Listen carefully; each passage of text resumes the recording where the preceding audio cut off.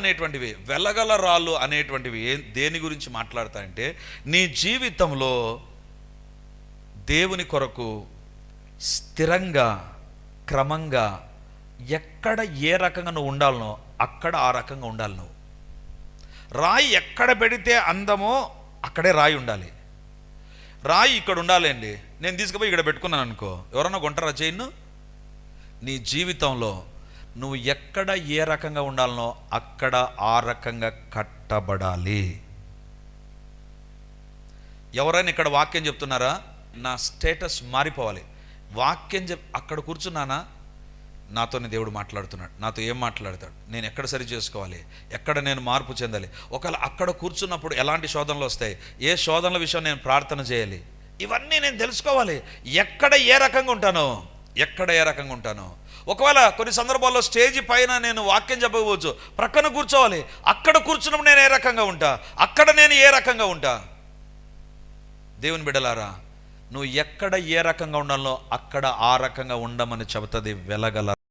ఒక ఇంటి ఓపెనింగ్ అప్పుడు కానీ, ఒక చర్చి ఓపెనింగ్ అప్పుడు కానీ నేమ్ ప్లేట్ ఉంటుందండి. ఎక్కడ పెడతారు? చర్చి వెనక పెడతారా? ఆ రాయి తీసుకొచ్చి ముందు పెడతారు, అందరికి కనబడే స్థలంలో పెడతారు. ఎక్కడ ఏ రకంగా ఉండాలనో అక్కడ ఆ రకంగా ఉండు. నువ్వు ఒక ఇంటికి వెళ్ళావు ప్రార్థనకు, అక్కడ ఏ రకంగా ఉండాలనో ఆ రకంగానే ఉండాలి. ఒక విద్యార్థిగా ఒక స్థలానికి నువ్వు వెళ్ళావు ఒక పని మీద, ఎక్కడ ఏ రకంగా ఉండాలనో అక్కడ ఆ రకంగా ఉండు. దావీదు గురించి ఒక అద్భుతమైన మాట ఉంటుందండి. దావీదు సుబుద్ధి కలిగి జీవించాడంట. ఎక్కడ?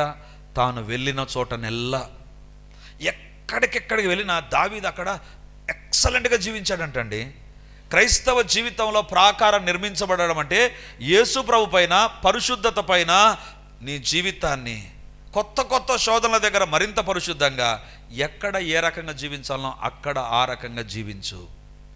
దేవుని బిడ్డలారా, కింద పునాదికి వేసే రాళ్ళు వేరు, పైన కట్టేటువంటి రాళ్ళు వేరు. అంతేనా? ఎక్కడ ఏ రాయి వాడాలనో అక్కడ ఆ రాయి వాడితేనే నిర్మాణం స్ట్రాంగ్గా ఉంటుంది. అప్పుడప్పుడు బైబిల్లో మీరు ఒక రాయిని గురించి చదువుతూ ఉంటారు, మూలరాయి. విన్నారా? బైబిల్లో మూలరాయి అనేటువంటిది ఉంటుంది. నాకు అర్థం కాలేదు. నేనేమనుకున్నా అంటే మూల అంటే మూలకుండే రాయి, ఒక కార్నర్లో ఉండేటువంటి రాయి అనుకున్నా. కానీ ఒకరోజు నేను గిద్దలూరుకి వెళ్ళాను. గిద్దలూరుకి వెళ్తే అక్కడ ఫారెస్ట్లో నేను వెళ్తూ ఉండగా అక్కడ ఒక సినీ షూటింగ్ ఏరియా ఒకటి ఉంది. అంటే అక్కడ పచ్చగా ఉంది, చాలా బ్యూటిఫుల్గా ఉంది లొకేషన్. అక్కడ ఒక ఫారినర్స్ కట్టినటువంటి రాయి బ్రిడ్జ్ ఒకటి ఉందండి. ఆ రాయి బ్రిడ్జి దగ్గరికి మేము వెళ్ళాం. చాలా అద్భుతంగా ఉంది లొకేషన్.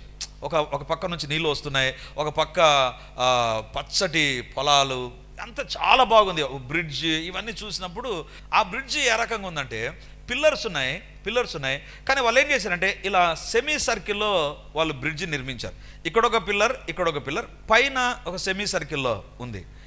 నేను అంతవరకు బ్రిడ్జిని మామూలుగా ఇలా ఉండే బ్రిడ్జిని చూశాను, కానీ ఇలా సెమీ సర్కిల్లో ఉండే బ్రిడ్జిని నేను చూడలేదు. నేను దాన్ని చూస్తే అరే, ఆ కాలంలోనే సెమీ సర్కిల్లో ఉండే బ్రిడ్జిని వాడారే అని నేను చూస్తూ ఉంటే, నా ప్రక్కన ఉన్నటువంటి వ్యక్తి, ఆ స్థలాన్ని చూపించడానికి నన్ను తీసుకొని వెళ్ళినటువంటి వ్యక్తి ఏమన్నాడంటే, బ్రదర్ ఆ బ్రిడ్జ్ దగ్గరికి వెళ్దాం రండి, ఒకటి మీకు చూపిస్తాను, మీకు చాలా పనికి వస్తుంది బ్రదర్ అన్నాడు.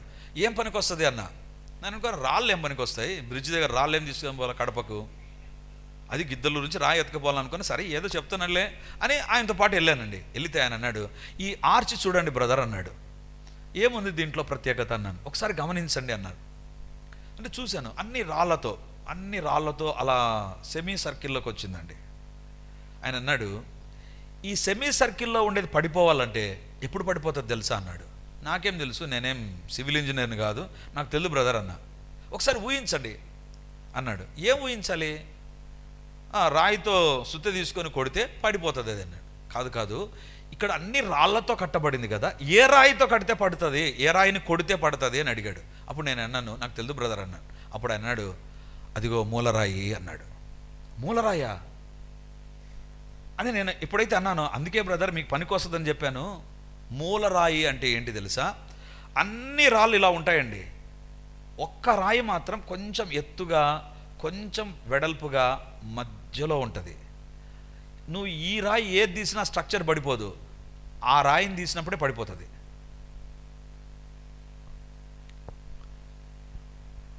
ఈరోజు దేవుడు అడుగుతున్నాడు, నీ జీవితంలో ఏ రాయి ఎక్కడ ఉండాలనో అక్కడ ఉండే రకంగా నీవు ఎక్కడ ఏ రకంగా ఉండాలనో అక్కడ ఆ రకంగా ఉండు. అక్కడ ఆ రకంగా ఉండు. ఏ ఎండకు ఆ గొడుగెత్తావా, ఏ గాలికి ఆ గొడుగెత్తావా, క్రైస్తవ జీవితంలో బైబిల్లో వ్రాయబడింది, బహుగా శ్రమ నింద కలుగుతుంది. నువ్వు ఎక్కడ ఎంతవరకు ఏ రకంగా ఉండాలనో అంతే రకంగా ఉండు.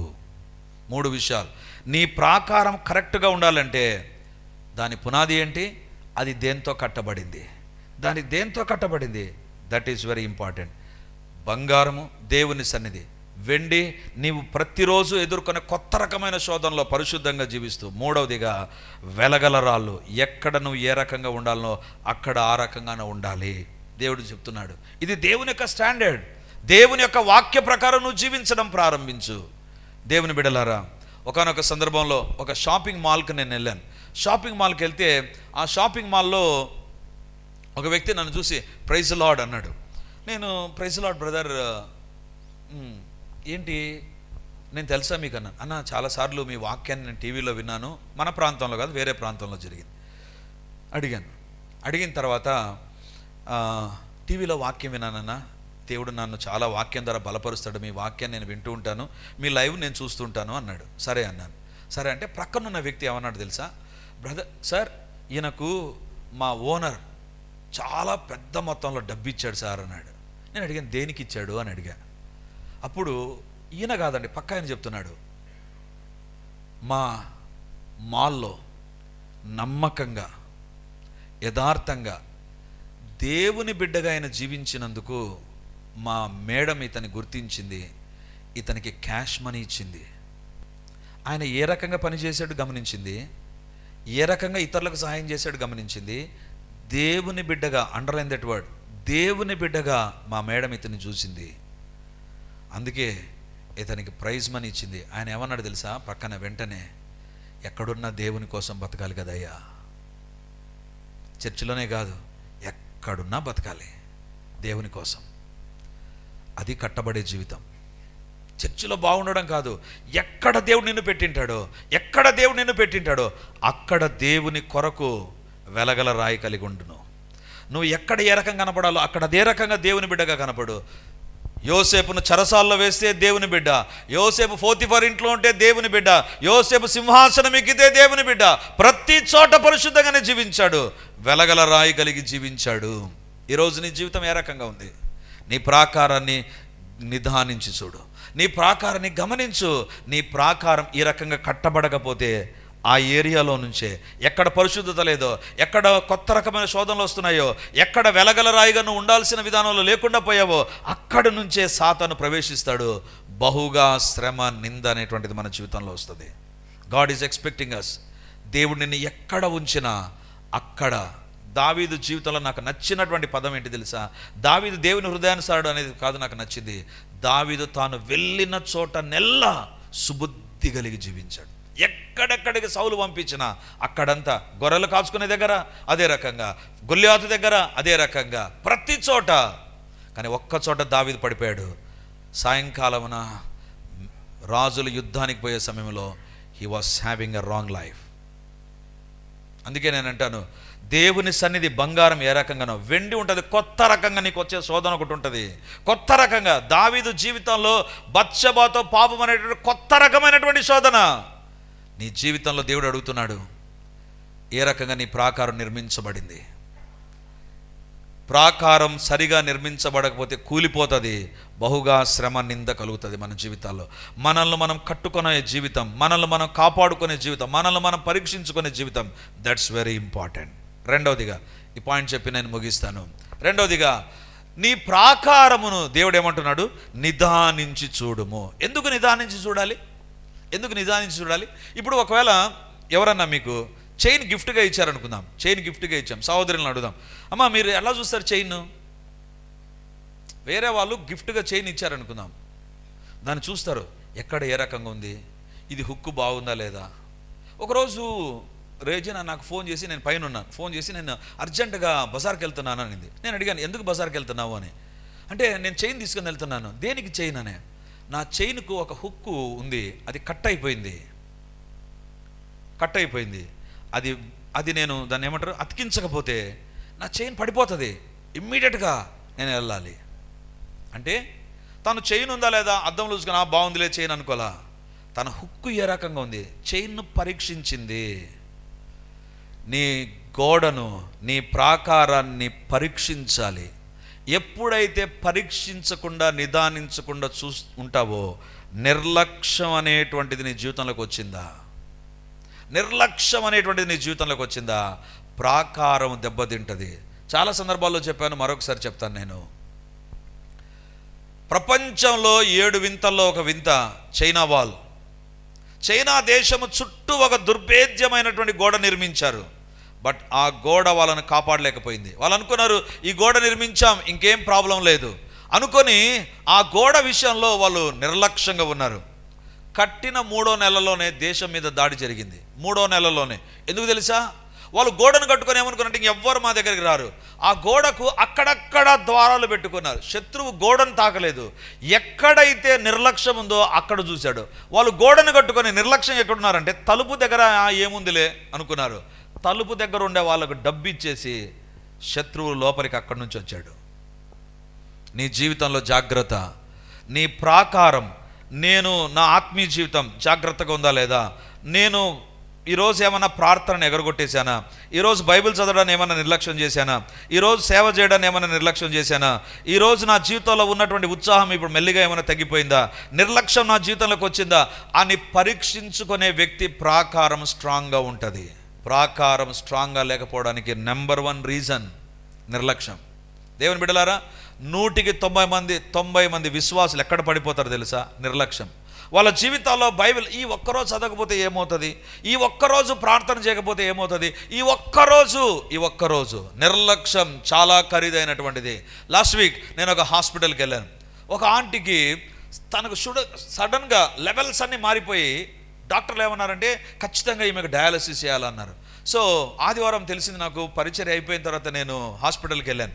నేను ఆంటీ కోసం ప్రార్థన చేయకముందు నేను అక్కడున్న స్టాఫ్ నర్స్ తెలిసిన వాళ్ళు క్రైస్తవులు ఉంటే వాళ్ళని అడిగాను, ఎలా ఉంది ఆంటీ కండిషన్ అంటే అంతా చెప్పారు. ఆ టైంలో డ్యూటీ డాక్టర్ ఒకరు వచ్చారండి. వచ్చినప్పుడు ఎవరండి ఈమె అని అడిగారు. అక్కడ ఉన్నటువంటి నర్సులు చెప్పారు, ఫలానా ఆమె, ఈమెకి ప్రాబ్లం ఉంది అని. ఆయన ఆ కేస్ షీట్ చూస్తూ ఉన్నాడు. కేస్ షీట్ చూస్తూ ఉంటే నేను ఆ డాక్టర్తో ఒక మాట అన్నాను, ఈమె కూడా ఒక డాక్టర్ అండి, ఈమె కూడా ఒక డాక్టర్ అండి అంటే ఆయన గట్టిగా నవ్వుతూ, ఏంటి డాక్టర్,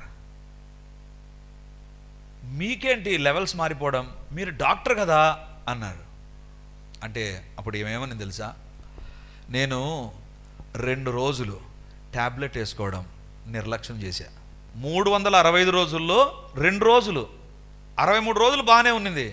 ఈ 2 రోజుల నిర్లక్ష్యానికి అప్పుడు డాక్టర్ ఏమన్నాడంటే, ఒక డాక్టర్లాగా ఉండే నిర్లక్ష్యం ఎందుకు చేశారు మేడం, ఎందుకు హాస్పిటలైజ్ అయ్యారు మీరు, ఒక చిన్న ట్యాబ్లెట్ కదా దాని విషయంలో ఎందుకు నిర్లక్ష్యం చేశారు. ఆమె అంటుంది, ఏం చేయాలి, నిర్లక్ష్యం చేశాను. దేవుని బిడ్డలారా, ఒక్కసారి కదా అని పాపం దగ్గర నిర్లక్ష్యంగా ఉండకు. ఒక్కసారే కదా, ఒక్కసారి చేస్తే ఏమవుతుంది, ఒక్కసారే కదా, ఒక్క నిర్లక్ష్యం చాలు అపవాది లోపలికి ప్రవేశించి దాడి చేయడానికి. నీ ప్రాకారం విషయంలో ఒకటి ఎలా నిర్మించుకున్నావు అనేటువంటిది కాదు, దాని విషయంలో ఏమైనా అజాగ్రత్తగా నిర్లక్ష్యంగా ఉన్నావా, మనల్ని మనం పరీక్షించుకుందాం. చాలా సందర్భాలు అనిపిస్తుంది, ప్రార్థన చేసుకోకపోతే, ఒకసారి ప్రార్థన చేసుకోకపోతే ఏమవుతుంది, ఇంతే కదా ఏమవుతుంది, మళ్ళీ రేపు చేసుకుంటా కదా, ఆ ఒక్కడి చాలు సాతాను ఎంటర్ అయిపోతాడు. దేవుని బిడ్డలారా, ఈరోజు దేవుడు మనతో మాట్లాడుతున్నాడు. నిర్లక్ష్యం అంటే ఏంటి తెలుసా? ప్రారంభంలో బాగుంటుంది, మెల్లిమెల్లిగా మనం చేయవలసినవి చేయకుండా పోతూ ఉంటాం. జాగ్రత్త. కుటుంబ జీవితంలో ఇంతకుముందున్న జాగ్రత్తలు ఏమైనా తగ్గిపోయా, ఇంతకుముందు క్రాస్ చెక్ చేసుకోవడం ఏమైనా మర్చిపోయామా, ఇంతకుముందు ఏదైనా జరుగుతుందా లేదా? దేవుని బిడ్డలారా, అన్నిటికంటే ప్రాముఖ్యంగా నన్ను నిర్లక్ష్యం చేసుకోవడం, నా కుటుంబాన్ని నిర్లక్ష్యం చేసుకోవడం, దేవుడు నాకు ఇచ్చిన పనులు నిర్లక్ష్యం చేసుకోవడం అంత నష్టపూరితమైంది ఇంకోటి ఏది ఉండదు. అందుకే బైబిల్లో వ్రాయబడింది. అందరూ చూడండి ఈ మాట, ఒక భయంకరమైన మాట బైబిల్లో మీకు చూపిస్తాను.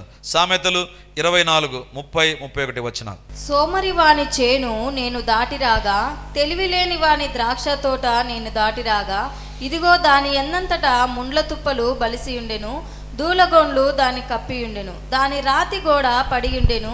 సోమరి వాని చేను నేను దాటి రాగా, తెలివి లేని వాని ద్రాక్ష తోట నేను దాటి రాగా. ఎవరున్నారు ఇక్కడ? ఇద్దరు వ్యక్తులు. ఒకరు సోమరివాడు, రెండు తెలివి లేనివాడు.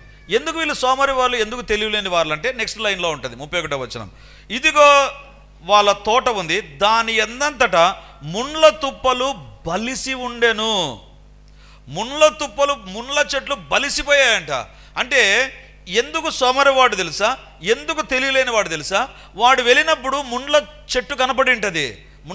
ఏమో తల్లి ఈ ముండ్ల చెట్టు, ఈ ఒక్కటి ఏం చేస్తుందిలే అనుకొని, ఇంత పెద్ద తోటలో ఇదొక్కటి ఏం చేస్తుందిలే అనుకొని గమ్మునున్నాడు.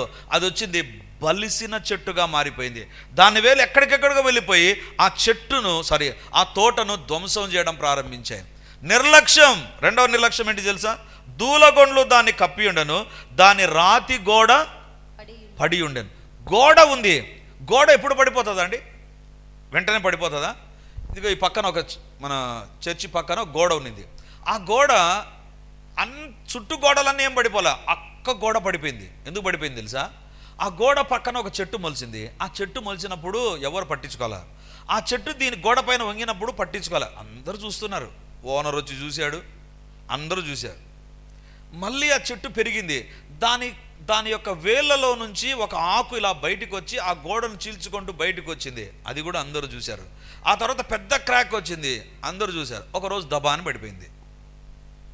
గోడ ఎప్పుడు పడిపోతుందంటే, ఆ చెట్టు మొలిచినప్పుడు చెట్టు కట్ చేసిండే కాదు, ఆ చెట్టు పెరిగినప్పుడు కట్ చేసిండే. ఆ చెట్టు ఈ పక్క కొరిగినప్పుడు అందరికీ తెలుసు, కానీ నిర్లక్ష్యం. ఆత్మీయ జీవితంలో వాళ్ళు ఒక్కసారే కదండి చేయమన్నారు. ఒకసారి చేస్తే ఏమవుతుంది? ఒక్కసారి కాదు, if you do it finish. నిర్లక్ష్యము సాతాను యొక్క బలమైన ఆయుధం. నీ తోట చెడిపోవడానికి కారణం, నీ ప్రాకారం పడిపోవడానికి కారణం, లేకపోతే సోమరివాని చేను దెబ్బతినడానికి కారణం ఒకటి నిర్లక్ష్యం. నీ జీవితంలో ప్రార్థన కానీ, వాక్యాన్ని కానీ, పరిశుద్ధ జీవితాన్ని కానీ, ప్రభువుకు నచ్చినటువంటి జీవితాన్ని కానీ, ఎక్కడ నువ్వు ఏ రకంగా ఉండాలో అక్కడ జీవించడం కానీ నిర్లక్ష్యం వహించావా, అయిపోతుంది జీవితంలో. ఏదో ఒక రోజు దుఃఖం అనేటువంటిది నీ జీవితంలోకి వచ్చేస్తుంది.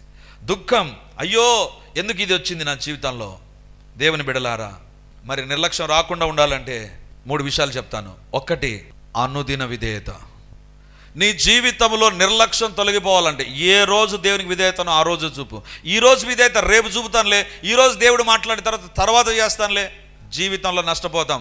మన జీవితంలో ఖచ్చితంగా మనం తెలుసుకోవాల్సింది ఏంటంటే, ఏ రోజు విధేయత ఆ రోజు నువ్వు చూపించడం ప్రారంభించు. ఈరోజు దేవుడు ఒక విషయంలో నీతో మాట్లాడా, ఈ రోజు నుంచి విధేయత. రేపని పోస్ట్ పోన్ చేసావా, అంతే, నిర్లక్ష్యం నీలో ఉన్నట్లే. రెండవదిగా, ఎంత చిన్నదైనా దాని విషయంలో పెద్దదానికి ఎంత ఇంపార్టెంట్ ఇస్తామో చిన్నదానికి కూడా అంతే ఇంపార్టెంట్. నేను 100 సార్లు బైబిల్ చదివానండి. ఒక్కసారి అబద్ధం ఆడితే ఏమవుతుంది? ఒక్కటి చాలు అపవాది ఎంటర్ కావడానికి. ఒక్కసారి అననీయ సఫీరాలు తప్పు చేశారు, అబద్ధం ఆడారు. ఆ ఒక్కసారి వారి జీవితాన్ని నాశనం చేసింది. ఈరోజు చిన్నది అనేటువంటి దాంట్లో నిర్లక్ష్యంలో పడిపోవద్దు. 1, అనుదినం చేయవలసిన విషయంలో నిర్లక్ష్యం వద్దు. 2, చిన్నదాని విషయంలో నిర్లక్ష్యం వద్దు. మూడవదిగా ఎవరైనా ఒకరు హెచ్చరించినప్పుడు don't take it as a easy. లేదా ఇతరులకు జరిగినప్పుడు నిన్ను నువ్వు కూడా పరీక్షించుకో. ఇతరులు ఎవరైనా చెప్పారా, ఒక కరెక్షన్, రెడీగా ఉండు. ఇతరుల కుటుంబాల్లో జరుగుతుందా, నీ విషయంలో కూడా జాగ్రత్త తీసుకో. ఈ 3 నీ జీవితంలో ఉంటే నిర్లక్ష్యం నువ్వు జయిస్తావు. 1, అనుదినం నువ్వు దేవునికి చూపించాల్సిన విధేయత. అనుదినం ఎప్పుడు ఎక్కడ ఏ విషయంలో చూపించాలో అక్కడే చూపించగలిగితే. దావీదు అనుకున్నాడు, ఒక్కసారి బత్షెబతో పాపం చేస్తాను. అబ్రహాం అనుకున్నాడు, ఒక్కసారి హాగరుతో పోతాను. హవ్వ అనుకున్నది, ఒక్కసారి పండు తింటాను. ఫినిష్. నీ జీవితంలో ఏ రోజు అనుదిన విధేయత అనుదినం చూపించాలి.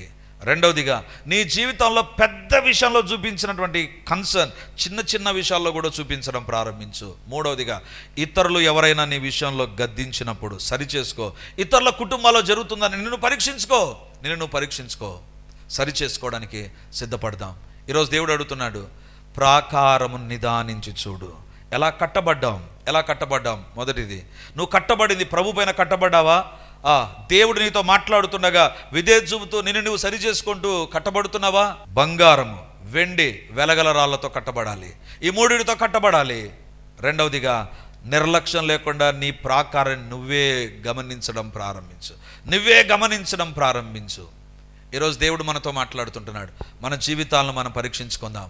దేవుని బిడ్డలారా, ఈరోజు దేవుడు మనతో మాట్లాడుతున్న మాట ఏంటంటే, ప్రాకారం కూలిపోతే జరిగేటువంటిది ఏంటి తెలుసా? బహుగా శ్రమ. శత్రువు ఎవరైనా వస్తారండి, కూలిన చోట శత్రువు దాడి ఈజీగా జరుగుతుంది. నన్ను నేను కాపాడుకోలేక కూల్చుకున్నానంటే శత్రువుకు అవకాశం ఇచ్చినట్లే. ఈరోజు దేవుడు అడుగుతున్నాడు, నీ జీవితంలో శత్రువుకు అవకాశం ఇస్తున్నావా? దేవుని బిడ్డగా నేను నిర్మించుకునే విధానంలో, నేను నువ్వు పరీక్షించుకునే విధానంలో, నేను సరి చేసుకునే విధానంలో. అందుకే నేను ఎప్పుడు అంటాను, జాగ్రత్త. నన్ను నేను పరీక్షించుకోవాలి, మిమ్మల్ని మీరు పరీక్షించుకోవాలి, నువ్వు పరీక్షించుకోవాలి. పాతకాలంలో లారీల పైన ఒకటి రాసింటారండి, ప్రతిరోజు నన్ను గమనించండి. ఎక్కడ రాసింటారు? బ్యాటరీ పైన రాసింటారు. ఎందుకు? ప్రతిరోజు బ్యాటరీని గమనించకపోతే ఏమవుతుంది? లక్షలు పెట్టి ఖరీదైనటువంటి ఆ లారీ ముందుకు పోదు. దాంట్లో పెట్రోల్ ఉంటుంది, డీజిల్ ఉంటుంది, డ్రైవర్ ఉంటాడు, అన్నీ ఉంటాయి. ప్రతిరోజు గమనించాలి. దాని విషయంలో నిర్లక్ష్యం వహించామా, అవుట్. ఈరోజు దేవుడు అడుగుతున్నాడు, నీ జీవితంలో బంగారముతో కట్టబడుతున్నావా? వెండితో కట్టబడుతున్నావా? వెలగల రాళ్లతో కట్టబడుతున్నావా? కట్టడం కరెక్ట్గా ఉంటే నీ యొక్క ప్రాకారం కరెక్ట్గా ఉంటుంది. రెండవదిగా నిర్లక్ష్యం లేకపోతే నీ ప్రాకారం కరెక్ట్గా ఉంటుంది. నీ జీవితంలో ఎక్కడైనా నిర్లక్ష్యం, నీ బిడ్డలను కరెక్ట్ చేసే విషయంలో ఏమైనా నిర్లక్ష్యం ఉందా? నిన్ను నీవు కరెక్ట్ చేసుకునే విషయంలో నిర్లక్ష్యం ఉందా? ఎక్కడ నిర్లక్ష్యం ఉన్నా గుర్తుంచుకో, అది నీ జీవితంలో పెను నష్టాన్ని కలగజేస్తుంది. జరిగిన సంఘటన చెప్పి నేను ముగిస్తాను. ఒకానొక సందర్భంలో ఒక సహోదరుడు నా దగ్గరికి వచ్చి, బ్రదర్, నా జీవితంలో దేవుడు ఈ గొప్ప కార్యం చేయాలని నేను ప్రార్థన చేస్తున్నాను, మీరు కూడా ప్రార్థన చేయండి అన్నాడు. సరే బ్రదర్, తప్పకుండా ప్రార్థన చేస్తాం, దేవుడు సహాయం చేస్తాడు. ఆ తర్వాత ప్రార్థన చేస్తుండగా ఎందుకో కొన్ని విషయాలు ఆ సహోదరునికి చెప్పాలని పిలిపించి కొన్ని విషయాలు చెప్పాను. బ్రదర్, దేవుడు ఇవి మీ జీవితంలో ఉండకూడదని చెప్తున్నాడు. పాయింట్ బ్లాంక్గా చెప్పేశానండి, ఇవి ఉండకూడదు మీ జీవితంలో అన్నాడు. ఇవేం లేవు బ్రదర్, నా జీవితంలో ఏం లేవే, ఎందుకు మీరు అలా మాట్లాడుతున్నారు? ఎందుకో దేవుడు నాకు చెప్పన్నాడు. ఏంటి దేవుడు ఇలా చెప్తాడా అన్నాడు. నేను అన్నాను, ఐ డోంట్ నో బ్రదర్, దేవుడు చెప్పమని నేను చెప్తున్నాను. నా దగ్గర ఏం లేవు బ్రదర్, అంత బాగుంది బ్రదర్, ప్రార్థన చేయండి, మరొకసారి ప్రార్థన చేయండి అన్నాడు. I was silent. ఆ తర్వాత ఒక 2-3 నెలల తర్వాత వాళ్ళ భార్య నా దగ్గరికి వచ్చింది. ఆయన రాలా, వాళ్ళ భార్య వచ్చింది. ఆమె చెప్పినటువంటి మాట, బ్రదర్, నా భర్త దగ్గర ఇలాంటివి జరగడం నేను చూశాను. ఏదైతే చెప్పానో అదే. ఆయన ఏం చేశాడు తెలుసా? నాకు చెప్తారా మీరు? ఒక నిర్లక్ష్యం, ఒక అజాగ్రత్త, తన తప్పును కవర్ చేసుకునే పరిస్థితులకు వచ్చేసాడు. తన భార్యకు, తన బంధువులకు, తన అందరికీ తెలిసిపోయింది. ఇప్పుడు ఆమె ఎందుకు వచ్చింది తెలుసా? ఆయన ఇండ్లు వదిలి ఎక్కడికి పోయాడో ఎవరికి తెలియదు. ఇంత అవమానం జరిగిందే. ఆ రోజు దేవుడు చెప్పినప్పుడు విధేయత చూపించింటే ప్రాకారములు పడిపోయేది కాదు. నెహెమ్యా గ్రంథంలో ఉంటుంది కదా, బహుగా శ్రమ, నింద వచ్చేది కాదు. ఇప్పుడు ఆమె ఏమంటుంది తెలుసా?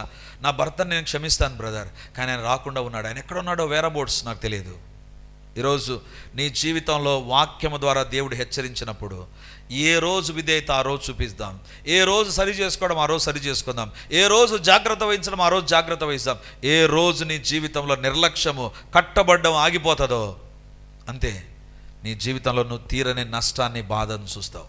ఈరోజు ప్రభు మాట్లాడుతుండగా, డోంట్ చీట్ యువర్ సెల్ఫ్, నేను నువ్వు మోసం చేసుకోవద్దు.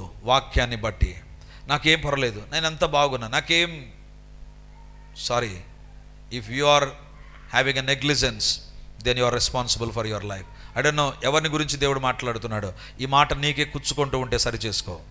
పరిశుద్ధ ఆత్మ దేవుడు నన్ను ప్రేరేపిస్తున్నగా చెప్తున్నా, ఈ మాట నిన్ను కుచ్చుకుంటూ ఉంటే, ఇంతవరకు నువ్వు కవర్ చేసుకుంటూ వచ్చావు, it is a high time. ఒక రోజు వస్తుంది, అది అందరికీ బట్టబయలైపోతుందేమో, అప్పుడు నీ జీవితాన్ని ఎవ్వరు కాపాడలేరు.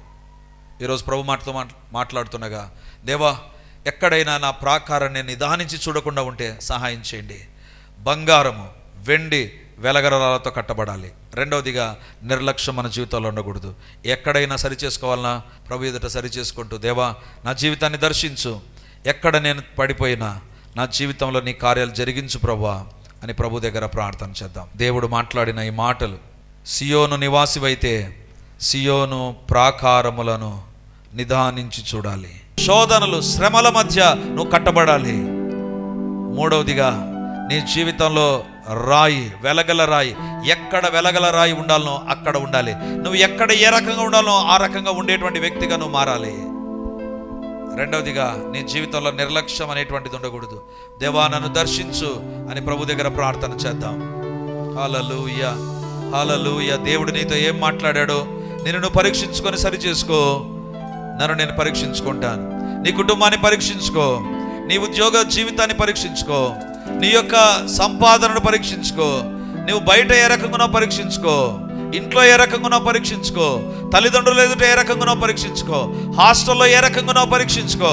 Every day we have to cross check our life. మనల్ని మనం పరీక్షించుకోవాలి. దేవా నా జీవితాన్ని దర్శించు అని ప్రభు దగ్గర ప్రార్థన చేద్దాం. గొప్ప దేవా నీకు వందనాలు, మహిమ కలిగినటువంటి తండ్రి నీకు స్తోత్రాలు. ఈరోజు నీ వాక్యం ద్వారా మా ఒక్కొక్కరితో మీరు మాట్లాడినందుకు వందనాలు ప్రభా.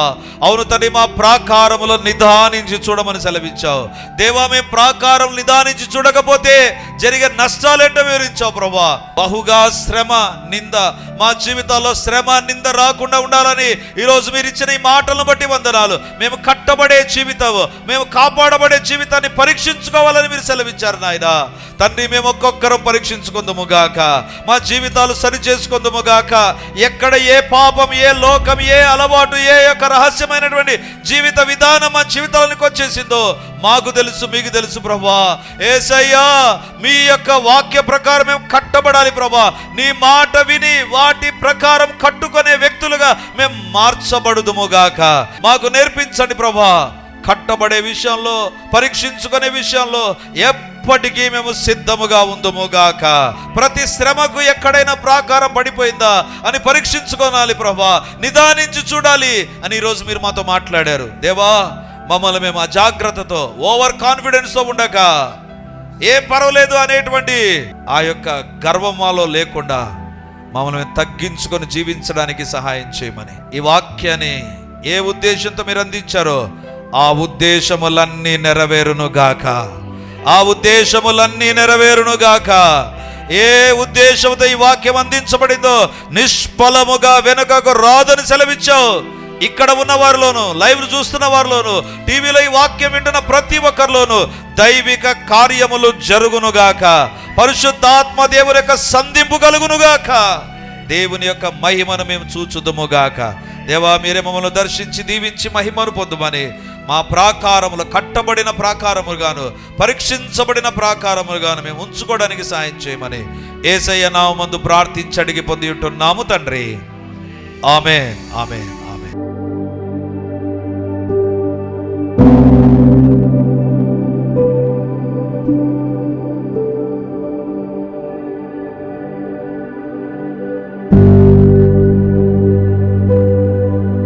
Praise the lord.